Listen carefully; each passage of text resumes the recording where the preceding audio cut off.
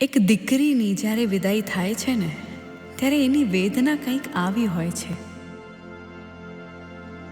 સીમાડે